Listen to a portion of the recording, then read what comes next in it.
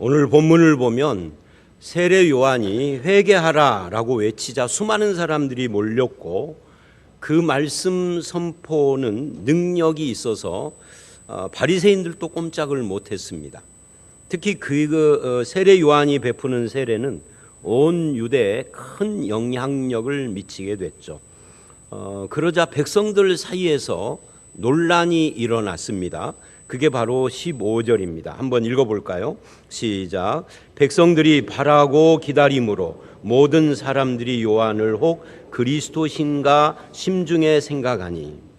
이 말은 우리 민족이 그렇게 오랫동안 기다려왔던 메시아가 바로 이 세례 요한 이 사람 아닌가라는 뜻입니다. 실제로 그렇게 많은 사람들이 세례 요한을 따랐어요. 여러분이나 저에게 사람들이 굉장히 관심을 갖고 막 몰려와서 내 사람이 되겠다. 이게 한두 사람이 아니고 막 몇백 명, 몇천 명이 막 그런다면 여러분 어떻게 하시겠어요? 저는 일단 서부중앙교회 사표부터 내고 내년 4월을 준비하고 그리고 차기나 차차기 대권을 바라볼 것 같아요. 왜 웃으시나요? 비웃는 거예요? 아니 지금 세례 요한이 몇백 명 이 정도가 아니라 수준이 어마어마한 사람들이, 그러면 사람이 그런 마음이 안 생기겠어요? 생길 것 같아요. 이 우리 민족의 지도자 메시아다. 뭐 대권 정도가 아니라 뭐 세계 정복도 꿈꾸겠죠. 근데 그때 세례 요한이 대답한 말, 그게 16절입니다. 중요해요. 이 말씀이. 한번 읽어보도록 하겠습니다. 시작. 요한이 모든 사람에게 대답하여 이르되 나는 물로 너희에게 세례를 베풀거니와 나보다 능력이 많으신 이가 오시나니 나는 그의 신발끈 풀기도 감당하지 못하겠노라. 그 당시에 중동 지방 사람들은 아주 가난한 사람은 맨발로도 다녔고요. 그리고 보통은 샌들을 신고 다녔는데 그러다가 실내로 들어간다든지 예배를 드린다든지 금식을 한다든지 하면 이 샌들을 벗었습니다. 근데 벗으면 샌들이라는 게 특징이 그렇잖아요. 먼지가 엄청 낀 거 아니에요. 그래서 이 어떤 사람들이 있었느냐면 이 샌들을 벗겨주는 일을 하고 끈이 풀렸으면 끈을 묶어주는 일도 하고 발도 씻어주는 일을 하는 사람들이 있었어요. 그게 이제 하인, 즉 노예들입니다. 근데 이 사람들은 자기 주인의 신발만 그러는 것이 아니라 손님들의 신발도 그렇게 관리를 해줬어요. 근데 지금 요한이 무슨 말을 하느냐면 자기는 그렇게 노예가 하는 그 일조차도 감당할 수 없을 정도로 내 뒤에 오시는 예수 그리스도가 놀라운 분이다. 이 이야기를 지금 하고 있는 거예요. 내년 4월은 물 건너 간 거잖아요. 사람들은 요한의 능력 있는 말씀에 놀래서 이 사람이 메시아가 아닌가 생각했는데 본인은 나보다 능력 있는 분이 따로 있다라고 해버렸단 말이죠. 여러분, 우리가 하나님의 자녀가 된 성도들이 이 세상 사람과 다른 것이 뭐예요? 바로 이 부분에서 다른 겁니다. 세상 사람들의 본성 속에는 자기를 높이고 내가 아니면 어떤 인간을 숭배하려는 경향이 있어요. 거기서부터 온갖 문제가 나옵니다. 교만과 열등감, 지배와 지배 밑에서 신음하고 고통스러워하는 그런 문제들. 그러나 진실한 성도들은 자기 자신을 높이지도 않지만 어떤 사람을 높이지도 않습니다. 그 모든 시선을 예수 그리스도께로 돌리는 것이 이게 진실한 신자의 모습입니다. 그래서 예수 믿고 나면 그 못된 성격도 치유되고 온전해지는 까닭이 바로 거기 있는 겁니다. 나를 주목하지 않고 예수를 바라보니까 나보다 나은 예수님, 나보다 능력 있는 분, 나보다 높고 영광스러운 분 예수 그리스도를 바라보기 때문에 내 마음이 열리고, 이렇게 예수를 알게 되면 맨 먼저 찾아오는 것이 나 같은 죄인이에요. 근데 놀라운 것은 나 같은 죄인이라고 하는데 이게 열등감이 아니야. 오히려 그럼에도 불구하고 하면서 나 같은 죄인이 열등감이 아니라 감사가 되는 것이 신앙의 비밀이단 말이죠. 오늘 본문의 불세례는 성령 세례와 구분이 되는 두 가지 세례예요. 성령과 불이 함께 나오는 성경 구절 한 두 군데 정도 있는데 그 중에 대표적인 곳이 사도행전 2장 3절이에요. 오순절 성령 강림 사건. 거기 보면 이렇게 되어 있습니다. 읽어봅니다. 시작. 마치 불의 혀처럼 갈라지는 것들이 그들에게 보여 각 사람 위에 하나씩 임하여 있더니. 마치, 여기에 밑줄을 해야 합니다. 안 찾으신 분들 찾으셔서 지금 쭉 계속 이 본문 설명할 테니까 사도행전 2장 3절 마치, 이 마치를 문법적으로 부사라고 해요. 그러니까 이런 거죠. 무엇 같이, 무엇처럼, 무엇인 듯, 무엇인 양. 그러니까 이게 뭐예요? 거의 비슷하게. 거의 비슷하게라는 말은 어떤 의미죠? 같지는 않다는 거예요. 같지 않은데 비슷하다 그 말이에요. 비스무리하다는 거예요. 예를 들어볼까요? 요즘 겨울인데 날씨가 어때요? 저는 작년까지는 미얀마 갔다가 12월 초에 돌아오면 영하 3도 정도 그랬어요. 올해는 인천에 왔는데 영상 7도인가 9도인가? 그래서 사람들이 뭐라 그래요? 요즘 겨울인데 마치 봄 같다 또는 봄 날씨 같다 그래요. 마치 무엇 같다라는 말은 봄이라는 거예요? 봄은 아니다는 거예요? 봄이 아니다는 거예요. 봄이 아닌데 봄 같다는 거죠. 마치 자기가 선생인 것처럼 이래라 저래라 한다. 선생이라는 거예요. 선생님이 아니라는 거예요. 선생님이 아닌데 선생처럼 군다는 거예요. 여기 마치가 그 이야기요.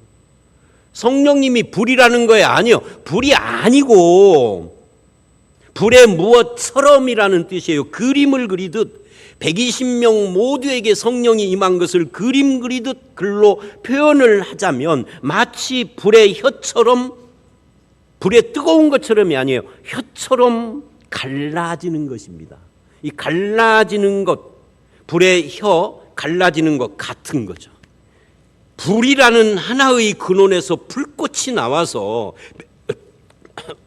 120명 각 사람 위에 임하여 있는 모습이 마치 불의 혀가 갈라지는 것 같았더라는 묘사입니다. 핵심은 뜨거움이 아니라 뭐예요? 각 사람 위에 하나씩. 이게 핵심입니다. 즉 모든 사람 위에 예외 없이 성령이 오셨다는 거예요. 그렇다면 불세례가 뜨거움이 아니면 뭘까요? 다시 본문, 오늘 본문 16절을 보시면 성령과 불로 세례를 말한 다음에 17절에 그 불을 설명을 합니다. 한번 읽어봅니다. 시작. 손에 키를 들고 자기의 타작마당을 정하게 하사 알곡은 모아 곳간에 들이고 쭉정이는 꺼지지 않는 불이 바로 다음에 나오네. 16절 다음에 바로 나오는데 우리는 17절을 절대 안 봐. 절대 안 보고 16절만 가지고 불세례 이꼴 성령 세례래. 초등학교를 무장으로 전학을 가야 돼. 불세례를 말한 다음에 그 불 의미를 17절에 쭉정이를 태우는 불이라고 하잖아요. 말하자면 불세례는 회개를 거부하는 자들에 대한 하나님의 영원한 심판을 말하는 겁니다. 그래서 꺼지지 않는 불이에요. 꺼지지 않는 불이 세상에 어디 있어요? 지옥불 말고는 없어. 자, 이것을 앞에 문맥인 8절 9절을 봐도 분명합니다. 8절 읽어봅니다. 시작. 회개에 합당한 열매를 맺고, 보세요. 회개하고 연결이 돼요. 속으로 아브라함이 우리 조상이라 말하지 말라. 9절 시작. 이미 도끼가 나무 뿌리에 놓였으니 좋은 열매 맺지 아니하는 나무마다 찍혀 불에 던져지리라.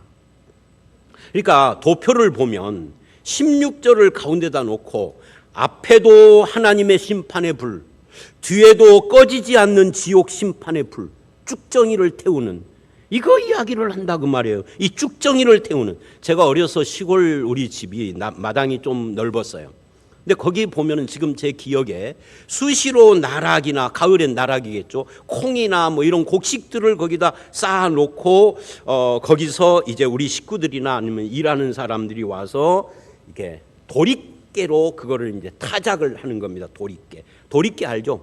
이렇게 해서 빙글빙글 돌아가지고 딱 치는. 근데 그게 너무 재밌는 거예요. 어린 제가 볼 때 초등학교 다닐 때. 그래서 저도 이제 저녁 때 다 가고 난 뒤에 나도 이제 한번 해보려고 몰래 도리깨를 쫙 들었는데 어디를 쳤을까요? 뒤통수를. 얼마나 아픈지 아프다고 소리도 못 지르고 지금 몰래 하는 거니까. 그래 이제 두 번째 칠 때는 머리는 이제 싹 비켰어요. 근데 이놈의 것이 땅을 친 게 아니라 내 손을 친 거예요. 이야, 그게 그렇게 남이 할 때는 진짜 재밌는데 내가 해보니까 진짜 어렵더라고요. 근데 그거를 하는, 도리깨질을 하는 이유가 뭘까요? 곡식의 껍질 속에 있는 알맹이를 껍질과 분리시키는 거예요. 분리시켜서 껍질을 벗겨지면, 키를 가지고 그거를 바람에 키면 껍질은 날려가고 알맹이만 남아요. 날려가 있는 껍질을 모아서 아궁이에다 불 때는 거예요. 지금 그 이야기 하는 거예요, 예수님이. 그래서 요한은 예수님의 세례를 설명하면서 이 불을 타작마당에 껍질을 모아 태우는 그 불, 근데 그것이 그냥 불이 아니라 꺼지지 않는 심판의 불세례라고 하는 겁니다. 이게 이 불세례의 의미의 뜨거움이 아니에요.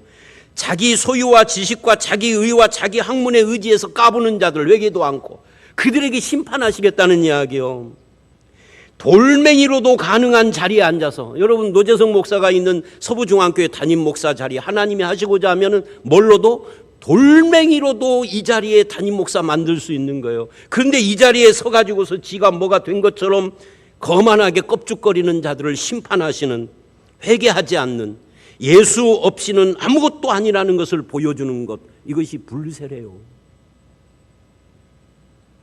인생은 반드시 그렇게 타장하는 날, 영생과 영벌로 분리되는 날이 옵니다. 그런데 회개하지 않는 쭉정이 같은 인간을 모아서 불로 심판하시는 예수님을 설명한 거예요. 이 예수님의 십자가의 불세례는 나와 여러분들이 얼마나 추악하고 완악한 죄인인가를 나타내는 겁니다.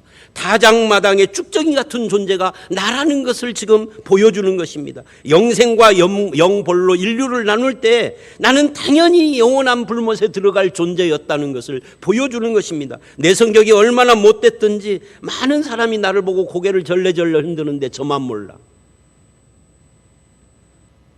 이거 아는 사람은 대단한 사람이죠. 저 사람 외모와 명함은 그럴듯한 알곡으로 보이는데 그 성격과 말투는 아무짝에도 쓸모없는 쭉정이야.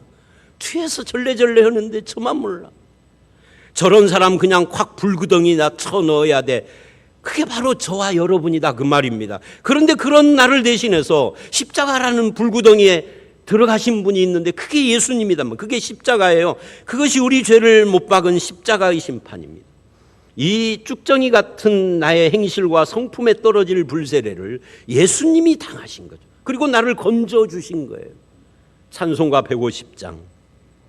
갈보리산 위에 십자가 섰으니 주가 고난을 당한 표라. 험한 십자가를 내가 사랑함은 주가 보혈을 흘림이라. 최후 승리를 얻기까지 주의 십자가 사랑하리. 빛난 멸류관 받기까지 험한 십자가 붙들겠네. 그러므로 여러분, 십자가를 사랑하시고 십자가에 달린 예수 그리스도를 붙드는 여러분들이 되시기를 주의 이름으로 축원합니다. 그런데 우리는 그것을 모르고 알려고 하지 않아요. 그게 마치 오늘 본문 18절로 20절의 헤롯 왕과 같은 것입니다. 도표를 보시면, 도표 설명은 않겠습니다. 나머지 누가복음 3장 전체에 대한 도표인데요. 헤롯은 거기 18절로 20절을 보십시오. 요한이 전하는 좋은 소식. 좋은 소식이 뭐예요? 예수 그리스도가 십자가의 불세례와 성령 세례를 주시는 분이다는 게 좋은 소식이에요. 아직 성령 세례 설명은 안 했습니다만 좀 이따 하려고 그래요. 근데 이 좋은 소식을 헤롯은 거부했어요. 말로만 거부한 것이 아니라 그의 삶으로, 행실로 거부해버렸어요. 어떻게 거부했죠? 회개는커녕 자기의 배다른 동생 빌립이라는 동생이 있는데 이 동생의 아내를 뺏어버렸어. 강제로, 권력으로. 죽일 놈이죠. 이건 역사적으로도 다 기록되어 있는 역사적 사실입니다. 그 외에도 많은 악행을 저질렀는데 자기 친아들들을 셋이나 죽이고 자기 아내를 죽이고 이 권력이 위험하다고 별짓을 다 했어요. 그 일 때문에 책망하는 요한을 옥에 가둬 결국은 나중에 목 베어 죽입니다. 이 말씀이 왜 갑자기 예수님의 세례 이야기를 하면서 여기에 갑자기 튀어나오는가? 그 이유가 있습니다. 헤롯처럼 우리도 자기 죄를 모른다는 거예요. 아니, 알아도 그런 죄도 그런 죄에 대한 하나님의 불심판도 인정하지 않고 무시하며 회개는커녕 하나의 악에 또 다른 악을 쌓아가며 그렇게 죄악의 모습으로 살아가는 것이 우리라는 것을 이 헤롯 사건을 통해서 보여주는 겁니다. 그래서 예수님은 이런 우리를 건지시기 위하여서 우리에게 주시는 또 다른 세례가 있는데 그게 바로 성령 세례예요. 성령으로 사람의 내면을 변화시키는 거예요. 그분의 뜻에 굴복하게 하시고 회개의 마음을 주시고 그래서 거듭나게 하셔서 예수의 몸 안에 나를 집어넣는 세례, 이거를 성령 세례라고 하는 겁니다. 먼저 세례라는 말부터 생각을 해보십시다. 세례라는 말을 한문으로 잘못 번역을 한 거죠. 이게 씻을 새 애도예요. 그러니까 합하면 이런 거죠. 물로 무엇을 씻는 예식이라는 거예요. 근데 성경은 그렇게 말하지 않아요. 성경은 그런 말이 없어요. 인간이 번역을 그렇게 한 거지. 원래는 침례예요. 물속에 집어넣었다가 꺼내는. 그런데 고린도전서 10장 1절로 3절을 보면 로마서와 함께 세례를 잘 설명해 놨습니다. 우리 한번 1절 2절 읽어봅니다. 시작. 형제들아, 나는 너희가 알지 못하기를 내가 원하지 아니하노니 우리 조상들이 다 구름 아래 있고 바다 가운데로 지나며 모세에게 속하여 얼른 고린도전서 10장 찾아야 해요. 이 고린도전서 10장 모세에게 속하여 뭐를 했고 다 구름과 바다에서 세례를 받고 해요. 세례와 연결되는 표현을 잘 보셔야 합니다. 이스라엘이 애굽에서 400년간 종노릇을 하다가 드디어 출애굽을 할 때 홍해를 건넜어요. 근데 결정적으로 이 홍해를 건넜다는 것은 애굽이라는 세상과 분리됐다는 거예요. 이제는 새로운 나라의 사람이 됐다라는 거예요. 하나님의 통치로 옮겼다는 거예요. 그게 가나안이에요. 홍해 건너기 전 이쪽에서는 애굽 세상의 종이었지만 홍해를 건넌 뒤에는 이 애굽 세상 죄악의 종에서부터 자유자가 됐다. 그런 이야기입니다. 그것이 어떻게 가능했느냐? 모세에게 속하여 홍해에서 그렇게 됐다가 아니라 모세에게 속하여. 이게 핵심이에요. 모세에게 속하여에 밑줄을 해야 돼요. 세례를 받았다. 이 세례는 소속의 문제다 하는 이야기를 지금 하고 있는 겁니다. 그리고 이것을 더 심도 있게 표현을 하는 것이 로마서 6장 3절로 4절이에요. 또 거기도 얼른 찾아보십시오. 이 화면을 언제 안 띄워야 할까 고민하다가 이젠 글렀다. 이제 코로나 3년 4년 세월 지나면서 익숙해져서 이거는 없앨 수가 없는데 여러분들은 찾으세요. 새 신자들은 못 찾으니까 화면 보시고요.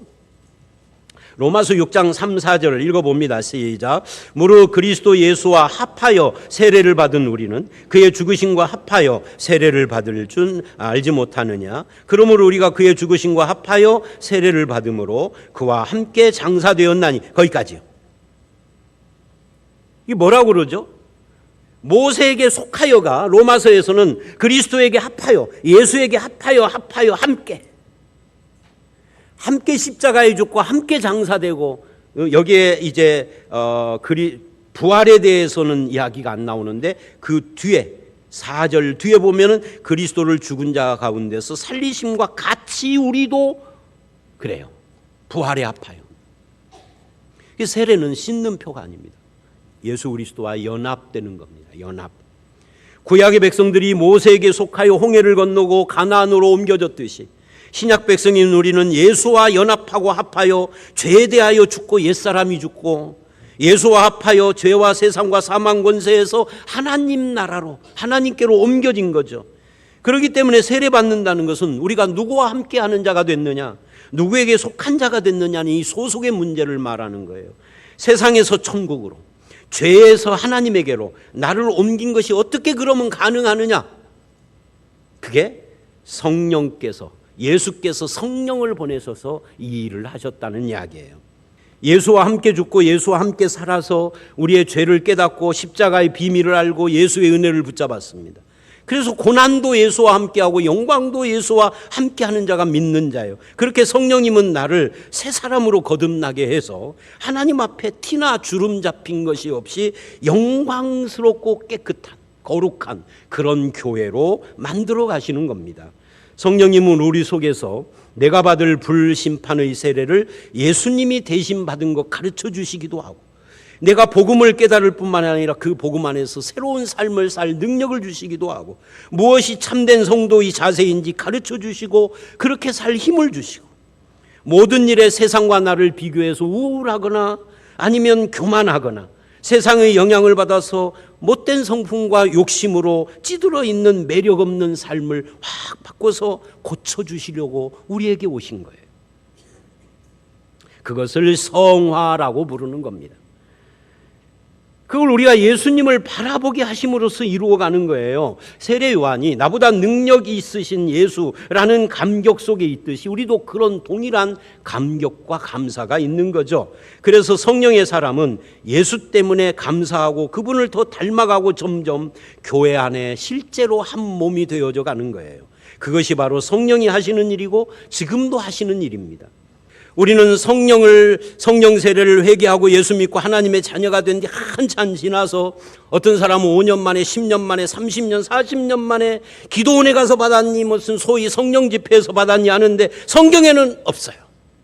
성경은 그런 것 없어요. 성령 세례 이꼴 생명 얻는 회개예요. 회개하지 않고 예수 믿은 사람은 아직 구원받은 사람이 아니에요. 회개하고 예수 믿어야 된단 말이에요. 근데 그 회개하고 예수 믿는 것을 다른 말로 성령으로 세례라고 한다, 그 말입니다. 그러면 그냥 회개라고 하지 왜 성령 세례라고 했을까? 왜? 강조점이 틀리니까. 회개는 말이죠, 이거예요. 내 삶의 방향을 전환한다는 거예요. 내 인생이 가던 걸음을 멈추고 돌아서서 하나님 나라의 백성으로 살아가기로 하는 거예요. 간첩이 전향을 하듯 삶을 바꾼다라는 걸 회개라고 그래요. 근데 성령 세례는, 세례라는 말이 연합인 것처럼 이제부터는 내 삶이 성령이 함께하는 삶이라는 선언입니다. 성령께서 너라는 존재를 자기 집으로 삼았다, 보혜사가 되어주시겠다, 내 삶의 동행자가 되어주시겠다는 겁니다. 같은 의미의 강조점의 양면을 말하는 거예요.